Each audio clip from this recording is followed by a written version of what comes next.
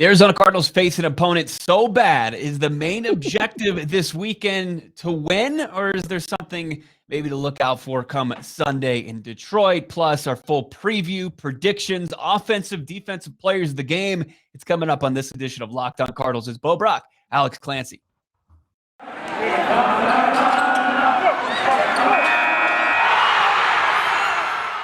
You are Locked On Cardinals, your daily Arizona Cardinals podcast. Part of the Locked On Podcast Network, your team every day.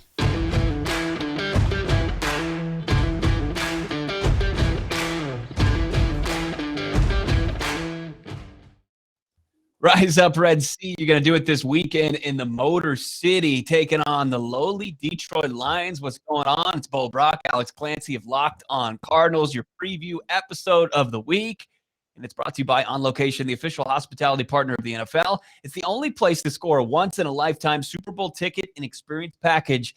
Visit onlocationexp.com/SB56 for more information or search Super Bowl On Location.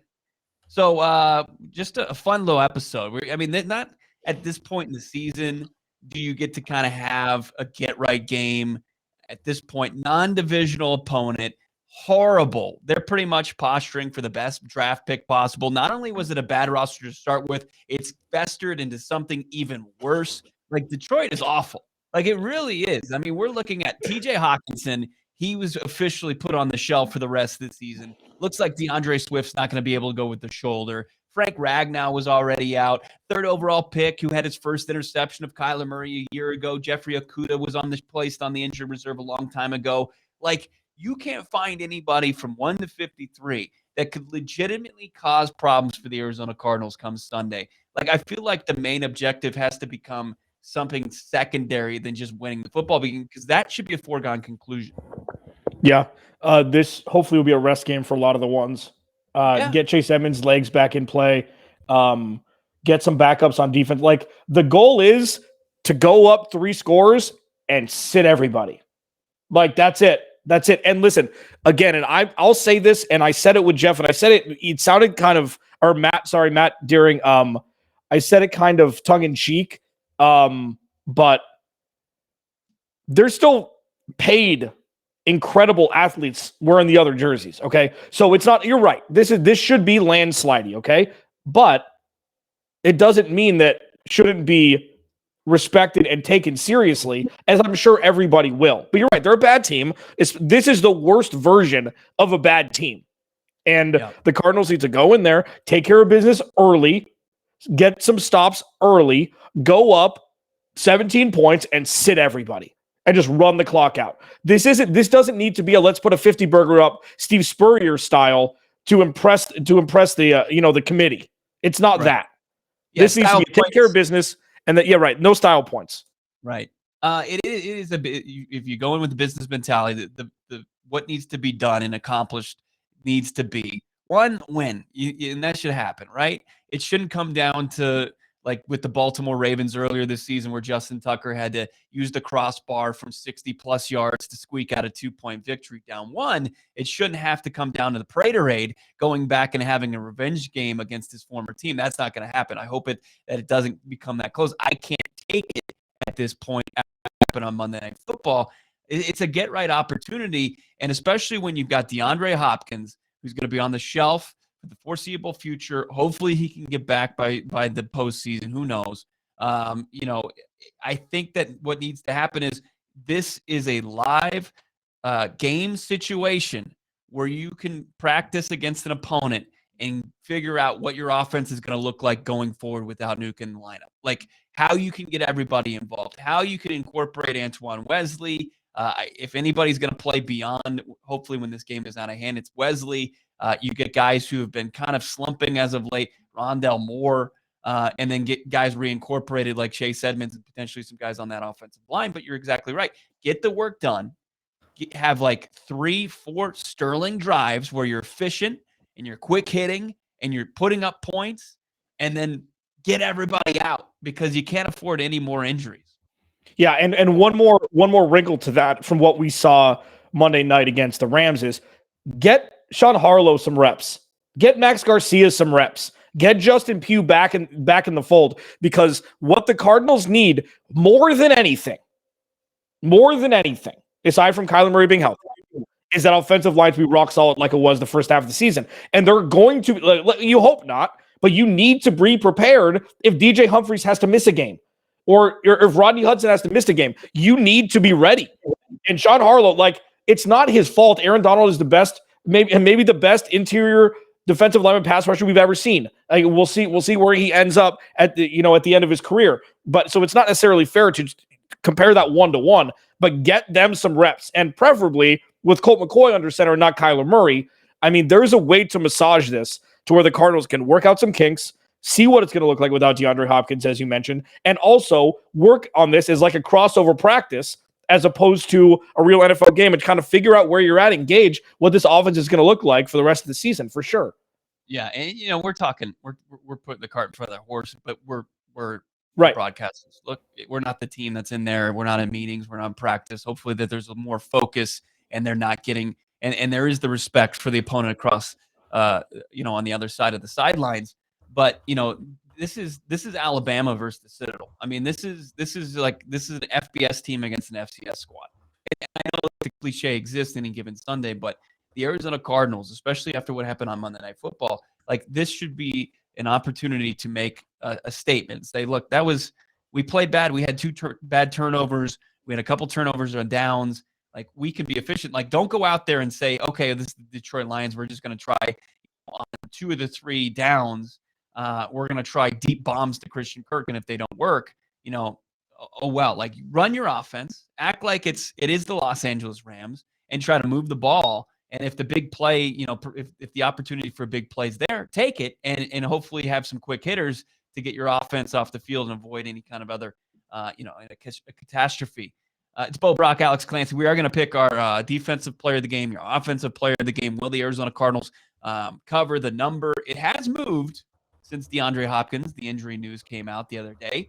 I'll tell you how far it's moved, which direction. We'll look at the total of this game, over, under. What do we like? Let's get into this. James Conner was not at practice on Thursday. Obviously, DeAndre Hopkins was not present at practice. And then also we're seeing just videos. Man, just put them into my veins of J.J. Watt showing up everywhere. J.J. Watt, should we even consider him coming back before the final whistle blows in the regular season? Let's get into all that conversation before we make our predictions here on Locked On Cardinals. I do want to excited to tell you about, and this is the title sponsor of the show today. It's Super Bowl 56 at SoFi is less than 100 days away. And On Location is the official hospitality partner of the NFL. It's the only place to score a once-in-a-lifetime Super Bowl ticket experience package. Select your exact seats. Choose from the elite experiences featuring an exclusive pregame celebration with NFL legends, 5-star LA hotels, food by the great Wolfgang Puck. Visit onlocationexp.com/SB56 for more information, or search Super Bowl On Location. That's onlocationexp.com/SB56, or search Super Bowl On Location. It's my turn to talk now, and I'm going to talk about Stat Hero.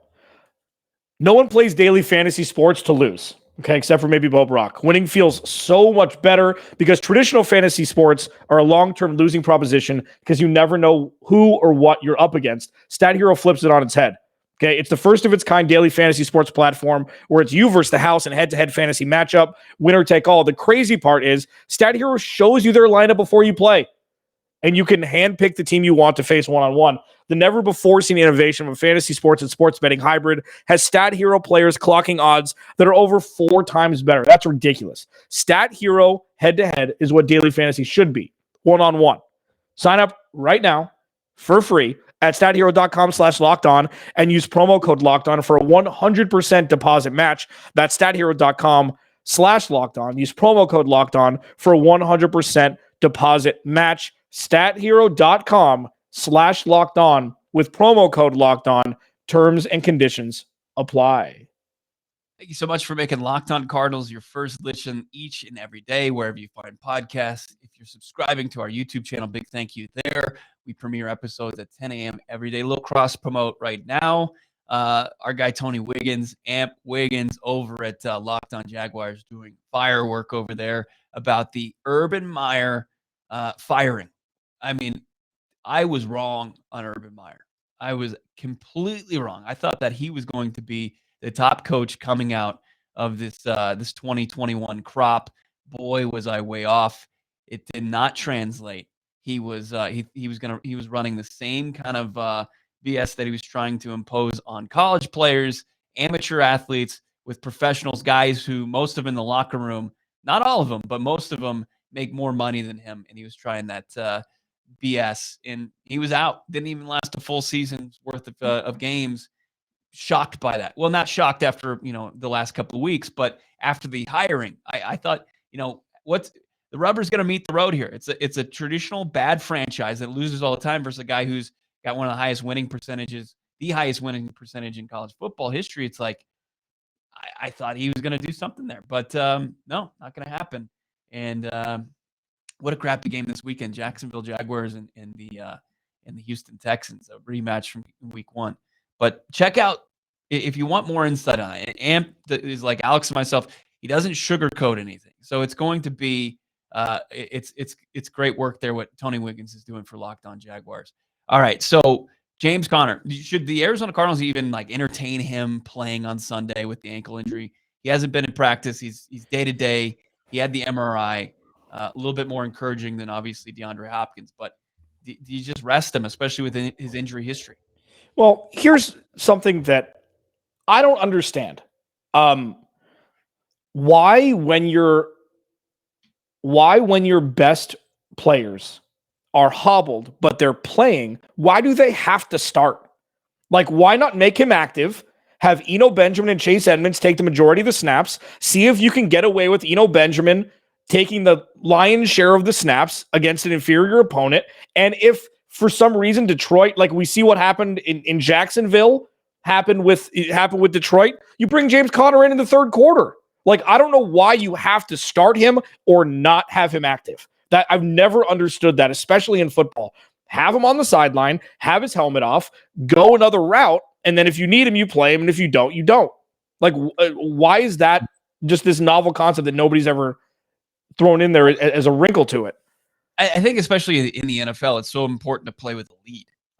And you want to have your best guys out there in order to get that lead, because you can pretty much just kind of dictate how the game flow is going to go. The Arizona Cardinals have been so good in doing that all season long. So if you've got a talent, the caliber of James Conner and how good he's been all season long, you want him in there, and you want to have, if he's healthy enough to play, have full access to his talents. And you don't want to have to say, well, if things get a little hairy, especially against a bad opponent like Detroit, then we'll kind of play that James Conner card in the second half in the third quarter. I don't think that's the game plan. I don't think it should be. Like, your game plan should be, okay, we're going to do this, and if it works, we'll have a big lead and we'll salt the game away in the second half. So I think that's probably the philosophy. But I think that this probably, with his injury history, there's no doubt. Like, don't play him. Just don't play him. There's no sense. You've got 2 big games, huge games coming up against Indy and then, of course, Dallas. I'd much rather have James Conner, closer to 100% against those 2 opponents than Detroit. I think that they can make it work, even if they don't even have to run the ball, if they don't run the ball once against Detroit. Yeah, and damn it, Fox stole the Cardinals-Cowboys game. We got what is it, like it's the premier afternoon game. It's 2:25. Yeah. Who gives a rip about that? But I guess Fox, but they blocked it because they know it's going to be a good game and they have the rights. Even Jerry Jones couldn't move it. But yeah, you're right. I mean, that's the leading theory with all of this. You get them in, you get a lead, you take them out. But if you don't play them, like, what you don't want to happen is overexert Chase Edmonds. Like, the ideal scenario for the rest of the year through the playoffs, and we'll talk about Chase Edmonds in a second. I want to get to him in a second, is 50-50, 60-40 hot hand, catching the ball, running the ball, whatever. You don't want either of them to get over 15 carries a game at all, ever. That's the goal. And then if you have Benjamin have 5 or 7 carries, obviously depending on game flow, both James Conner and Chase Edmonds have proven to be above average catching the ball out of the backfield. You can use them in different ways. But yeah, no, you're right. I mean, if he's not healthy and you just don't push it and think that, Chase Edmonds, Benjamin will be enough. Now, I do want to ask about Chase Edmonds quickly. We saw Chase Edmonds in past years line up in the slot at times. And they worked out a little bit. It was weird with Larry Fitzgerald still there last year, where it seemed really congested and nobody really knew. It really had defined roles. Christian Kirk was in and out of being productive. Do you see, without DeAndre Hopkins there, moving Chase Edmonds into the slot and having another capable guy who can run routes? Do you see that as a wrinkle that they could possibly utilize? I think that they should utilize that as an option anyway. Like that's kind of his game. They move him around. You don't exactly know where he's going to be at any given play. And yeah, I mean, I think that's just how you kind of use a weapon like Chase Edmonds. So yeah, for sure. But when you've got Rondale Moore and Christian Kirk, those guys could probably play that position a little bit better. You don't take anything out of your playbook at this point. I think I agree with your touches thing. I think 15, 20 touches is probably ballpark for both those guys. This, in my opinion, is an Eno Benjamin game. It has to be an Eno Benjamin game because of Edmonds coming back, James Conner being hobbled right now. Why not? I know his numbers aren't that impressive, but against a team like Detroit, like he could eat. He could be the guy that you could just have in there as your first and second, down back. And he could average, over 4 yards a carry, what you need necessary put yourself in third and manageable. I just think that if he can't, what's he doing on your roster? And that might be the biggest audition thing that the Cardinals have for the rest of the year is what can you get out of Eno Benjamin? Because if you do have to go to Green Bay, you're going to have to run the ball 40 times for a couple reasons. One, it's going to be cold as hell. 40 times may be a lot. And two, the best defense against Aaron Rodgers is keeping him on the damn sideline. We've talked about this, and they did a very good job of that when they played on Thursday Night Football. If you have 3 capable backs, 2 of whom are fantastic catching the ball out of the backfield, you really could be cooking with gas even without DeAndre Hopkins. So you're right. Like, I want to find out what Eno Benjamin can do. Yeah. I mean, maybe. I think it's like, hey, your role is we're down at your position. We're playing one of the worst teams in the league. You can have a field day. We need you to be a top back today. It's not necessarily auditioning for if we ever face like you probably won't play a role against when we're in tight contests against good teams, but we need you to be big this day. Like your role is we need you to play against Detroit and we need you to leave it all on the field because we need you this week. And it's just this is your opportunity, So we'll see. And there's people that are pounding the table and screaming from the top of Camelback Mountain that they want Eno Benjamin to get playing time. This should be it. This is when Cliff Kingsbury should probably be like, okay, let's do it. Let's roll with Eno and let the other guys figure out their injuries and move forward. The J.J. Watt thing, I don't think it's awesome to see him, getting ready, doing his practice and doing his technique on a goalpost, and he's photo bombing Budda Baker, and he looks like he's got full movement, full range of motion as he's clowning around in the background with his shoulder. So that's encouraging. But at the same time, if it's not against maybe Dallas in week 17, and maybe just one game there and maybe a few snaps against Seattle, I don't really want to see him until the playoffs. Right.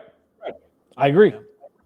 Because him, like Jim Connor, like the injury history is not something to be like, well, injuries happen in this game. Like, no, there's a legitimate, just a rhythm and of injuries here, unfortunately, and you have to kind of wear kid gloves while taking care of these guys, and maybe also when they say, hey, I'm ready, and they want to go, you have to be the adult in the room and say, yeah, as much as we love your leadership and the impact we know that you're going to make, there's more important stakes that are games in January. Now we're staring down potentially playing in a super wild card game. That would be great to get you back in, and this defense can get back to full strength. It's Bo Brack, Alex Clancy, Locked On Cardinals, part of your Locked On Podcast Network. What we think is going to actually happen on Sunday between the Arizona Cardinals and the Detroit Lions, a one-win team that's vying for the top spot in the NFL draft against an Arizona Cardinals team that's vying for the top spot in the NFC playoffs and looking to avoid playing a game in the first week of the postseason. Let's get into that contest, which the spread has moved half a point. So apparently they don't think DeAndre Hopkins was going to be that big of a difference maker in this game. It's 13.5 to start, according to betonline.ag, and now it's 13. That's it. You think the Arizona Cardinals are going to cover that? Well, we'll get into that conversation next. But BetOnline has you covered for more season props, odds, and lines than ever before, all football season long and into the playoffs.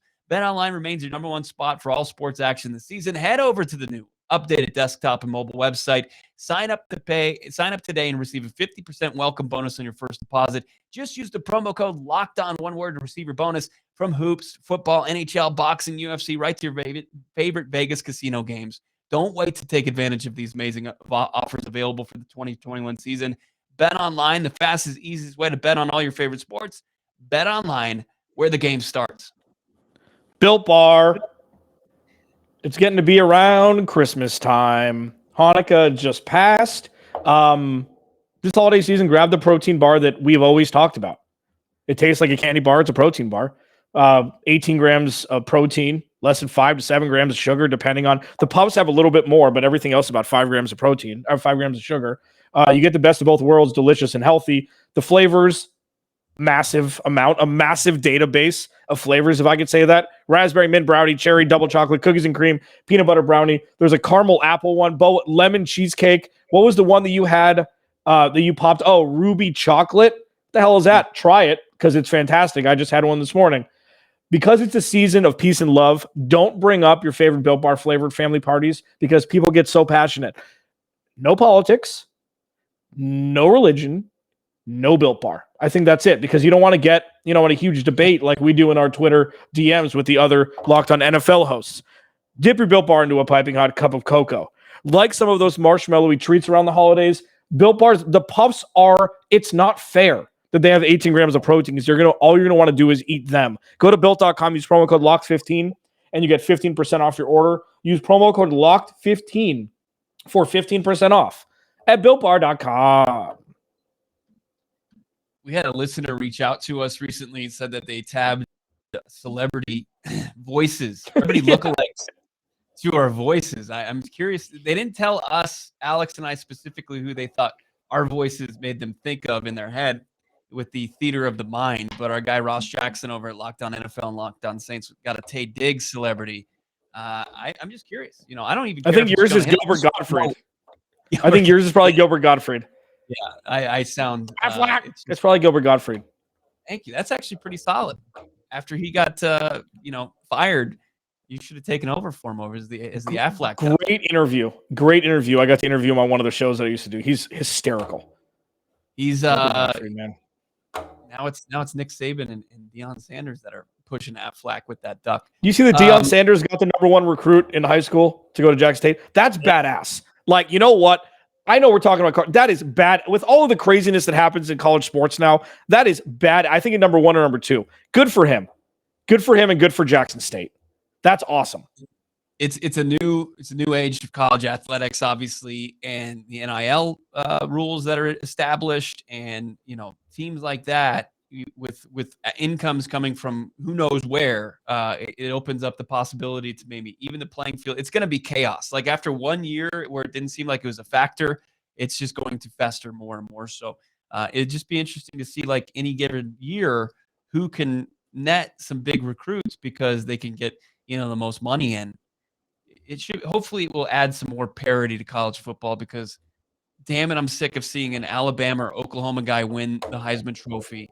And I'm sick of pretty much the same 4 teams in the college football playoff. Yeah. I mean, it's turned into basketball. Like if you're a good player, they're going to find you.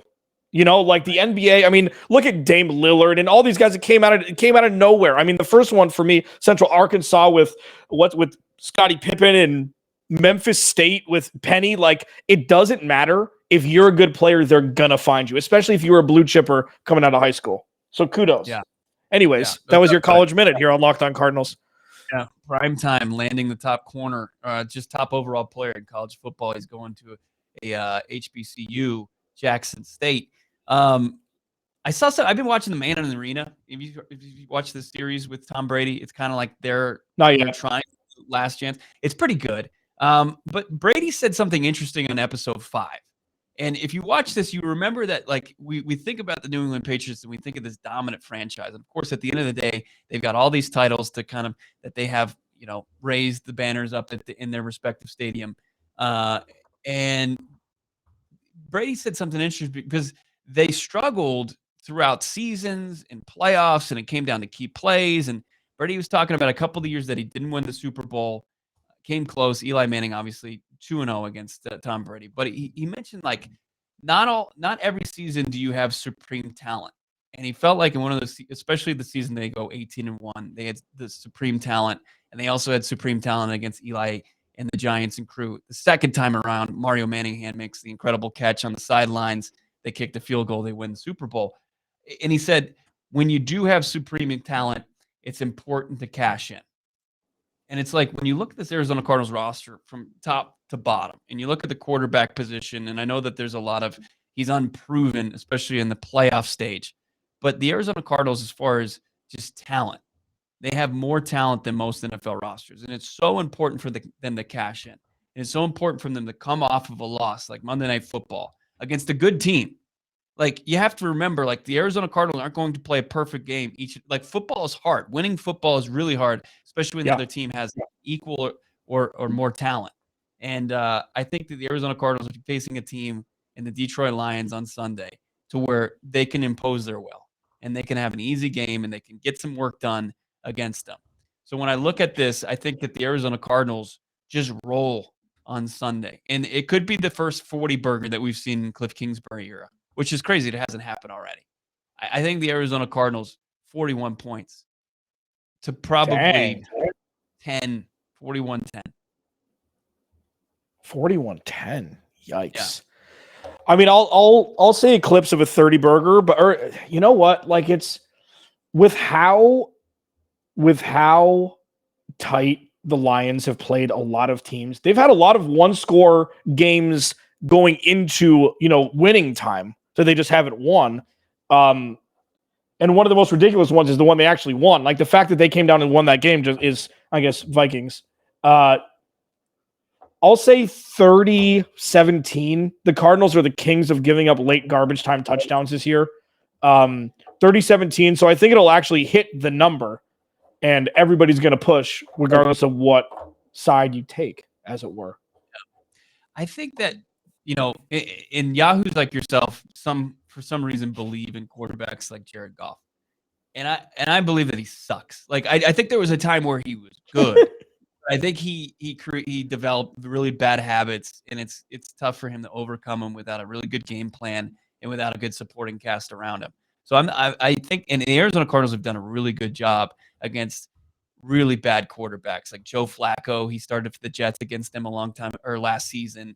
Andy Dalton, they faced him twice, and they've been able to turn them over. And I think that they can absolutely do that come Sunday. Like, when you look at that game against the Jets where they won 30-10, they were able to turn over the Jets a couple times, and they were able to cash in on some scores. I think that they're able to do that. Absolutely. And that's why I think that this thing gets out of hand and the 40 burger is in play here. I just don't believe in Jared Goff. You look at the numbers, 14 touchdowns, 8 picks. He's had 4 fumbles lost. He just has the turnover bug. And this is an opportunistic defense that should be pissed off about how they played against Matthew Stafford and the Rams. Mm-hmm. Absolutely. Yeah, that's fair. I mean, I just think, and I said this on the crossover yesterday, that I think that most quarterbacks would fail in Detroit who are starting right now. The 110-1, sure, it's not all on hit. Like, you can use that. This is why I hate numbers to prove points. Have a theory, watch it, and see if it happens, and then stick with that theory.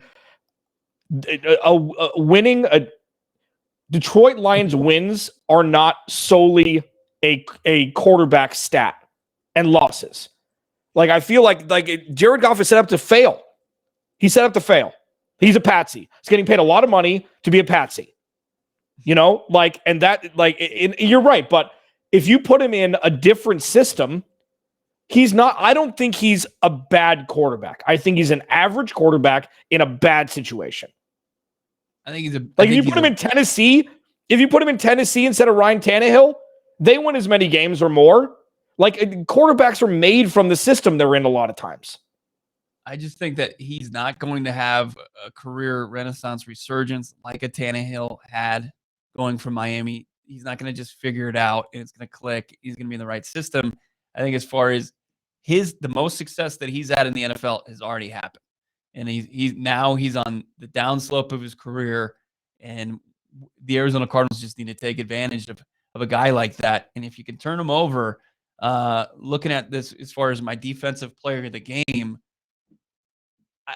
this is a good opportunity for Isaiah Simmons to say, why the hell didn't you take me at 3 overall? This could be kind of a sneaky revenge game for Isaiah Simmons. They took Jeffrey Okudah out of Ohio State. They went corner. He slips to 8. He's playing, he's been kind of quiet lately. He had the bullcrap penalty that they called him, where his elbow brushed the helmet of a Rams offensive play. Was a Cooper Kupp the other day, and he got hit with a penalty. I think Isaiah Simmons is in for my defensive player of the game. Maybe he gets his hand on a ball. Yeah, it's got to be Chandler Jones. We got to see it. Like, if we're not going to see it, Chandler Jones is very good against bad teams. Like, there's no question about that. Mm-hmm. Over the last, year and a half, he's been very good against bad teams. This is a bad team. Even though Penny Sewell has shown that he's worth his weight of the pick that they got him at so far.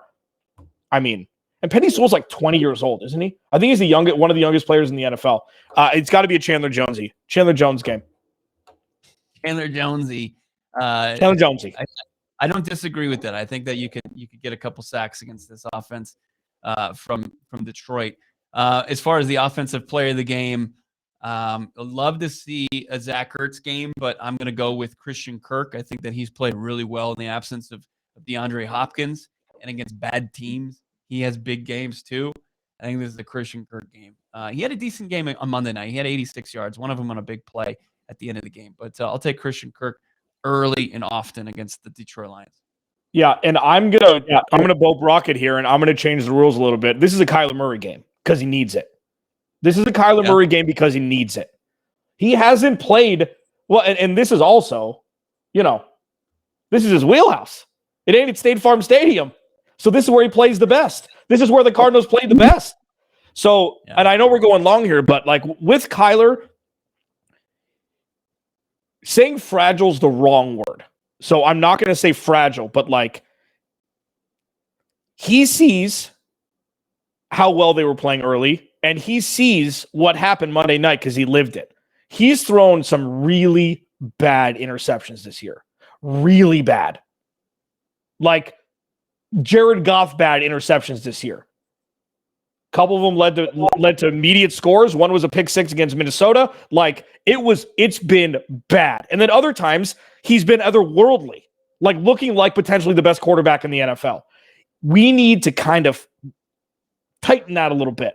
And he needs to see it, that he can go out and put up an excellent performance on the road in a game where they need to show themselves more than anybody that they're still one of the best teams in the NFL. So I'm taking Kyler Murray one time because he needs it probably more than anybody else just to get the juices flowing again before the next two big games that they have. Yeah, I'll let you do it this week. Take him off the board next week against Indy. Off the board. And then we can put him back in play when he goes to his home state to take on Dallas. We'll see if you want to take him in that matchup too, because I agree. I want to see an 80+ completion percentage from Kyler Murray this week.